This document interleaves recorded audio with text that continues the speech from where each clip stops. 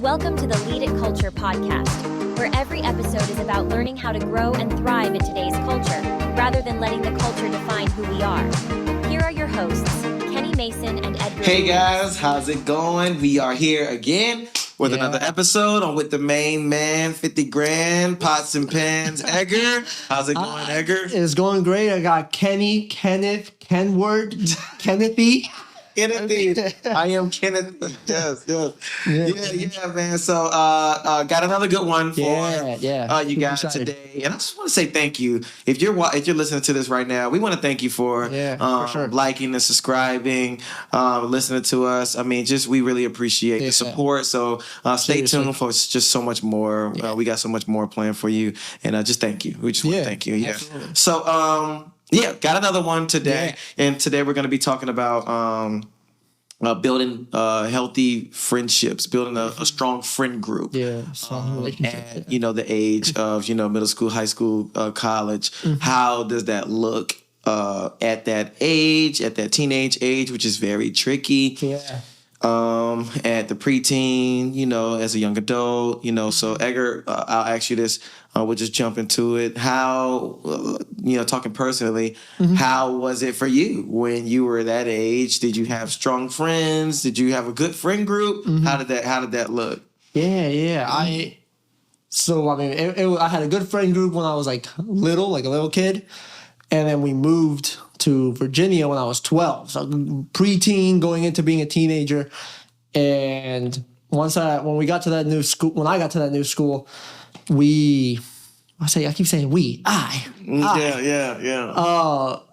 started to get to know some of the guys from sports through playing basketball and football.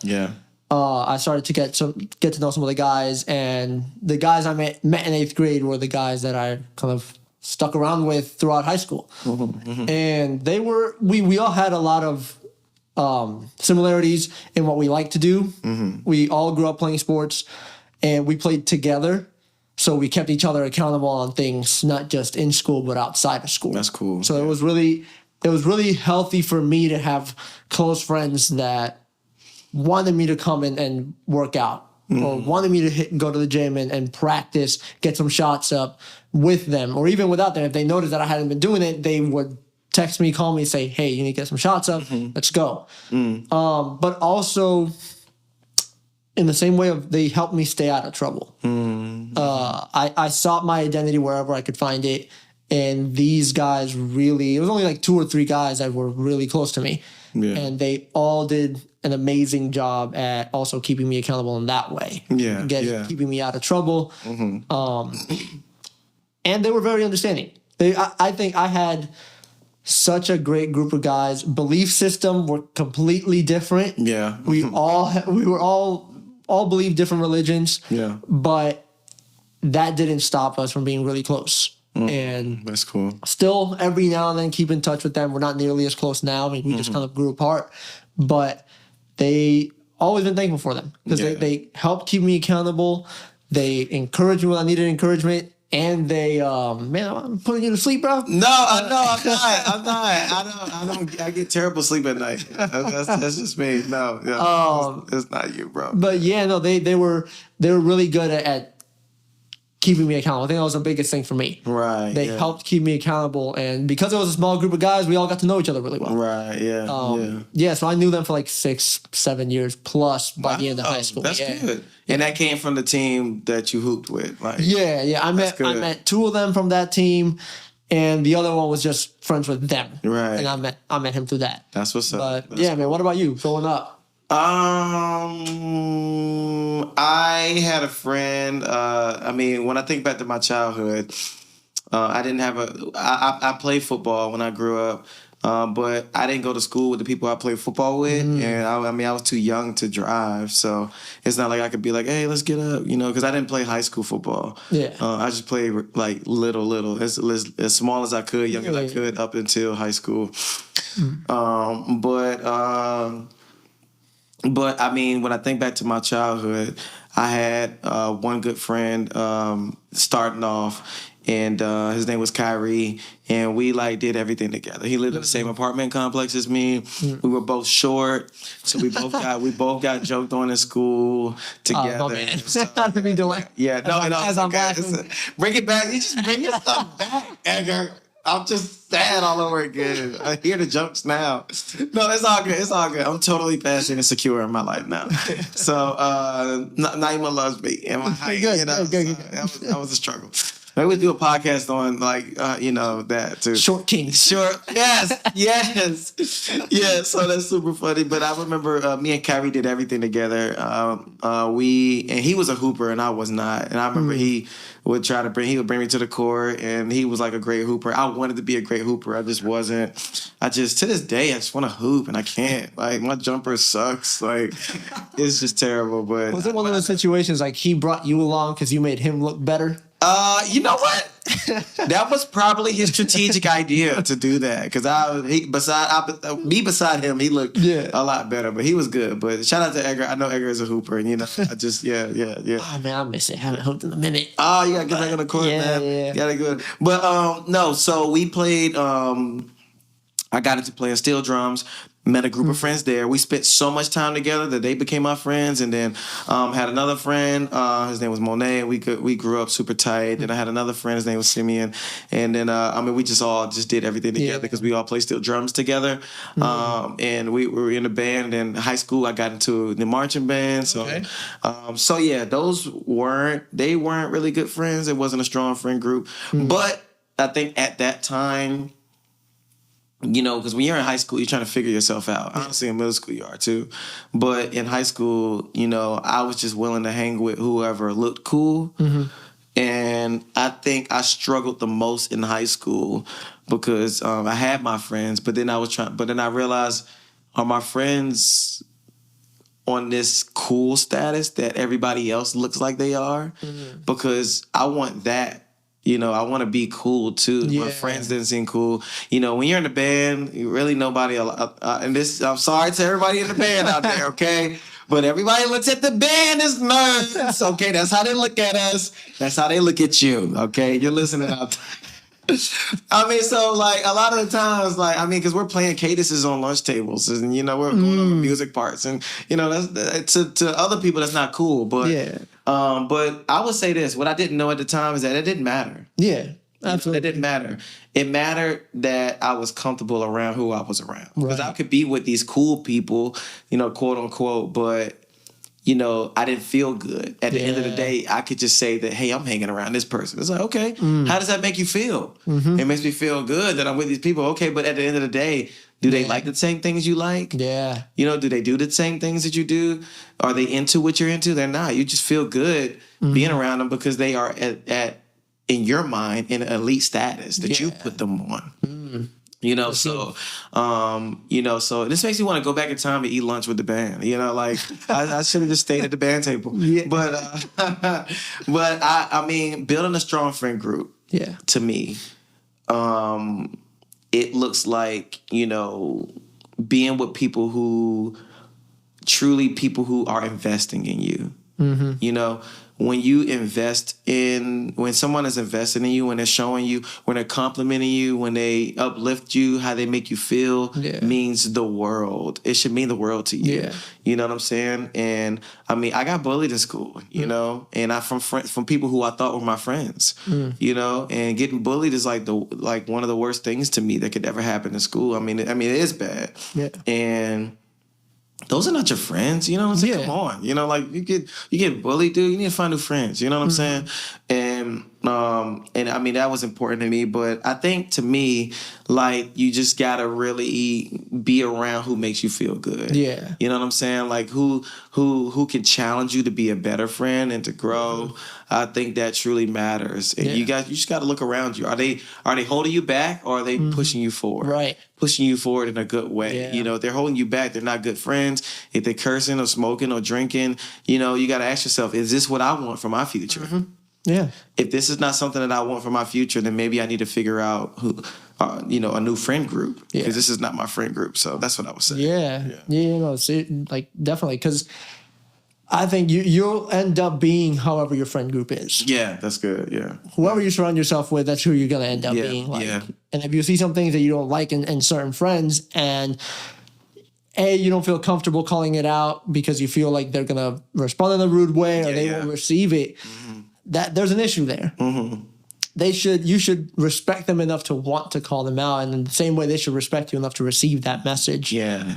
That was one of the things I appreciated about that friend group I had in high school. And those same qualities transitioned into my friend group in college too. That quality of, hey, we're close friends, we mess with each other, but if I need you, I need you to be there. And in the same way, if you need me, I'm going to be there for you. Right.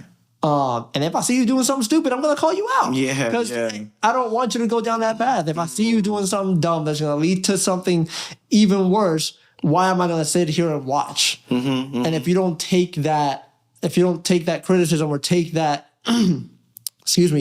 don't take me kind of calling you out and saying, hey, I know this isn't the right thing. Yeah. And you don't listen to me, that shows me you don't respect me as a friend. Yeah, that's good. That's so good. And vice versa too. If you're telling somebody hey, it's fine, I don't know, they're telling you because they care about you. Yeah. It's not just being rude. And there's people who can be rude about that kind of stuff, that they can call you out, and it's more of judgment and judgment rather than encouragement or seeing you grow. But I think surrounding yourselves with friends who, like you said, encourage you, but also call you out on things, I think it's so important, because if you are being supported for the wrong things, it's just leading you down the wrong path. Right. And I think, again, you're with them because it makes you think that it's going to be better for you. It's almost like you're trying to build a resume. Like, I have this friend. This person's my friend. Don't try to build a resume. Build a future, with these guys. You know what I'm saying? But to your point and what you said, I really like that accountability piece. I think I relate everything to the Infinity Gauntlet. So I think if you have a good friend group, I think you think you're complete. You think you got all the infinity stones, but the one stone that you are missing is the stone of accountability. Okay? The gauntlet is not complete. You cannot snap your fingers if you do not have that infinity stone, okay? All right, those of you who have not seen Avengers, you're losing in life. You just need to go back and watch Avengers. But accountability is so essential in a relationship. Yeah. If you don't have it, you don't have a strong friend group. And that is the one thing we don't want to be challenged today. We don't want people calling us out. Yeah. We don't want people telling us that we're wrong. And I think it's because the perspective of it, there's many ways you can tell people that they're doing something that you don't like, or that's wrong. You can write, you can text, it doesn't have to be verbally. I think when you think mentally that you have to verbally do this, you get scared. And I think it's fear. But if I truly love this person in my friend group, I'm going to help them. And I got to tell them that, hey, I think that you are kind of arrogant, and I think it's not only about what you want to tell them. I think it's also, what are you telling them as a follow-up to? How are you going to help them? Yeah. So tell them that they're arrogant, or tell them that they, or whatever. But then also tell them how you're going to help them. Hey, you're a little arrogant. I noticed that, but dude, I'm here for you.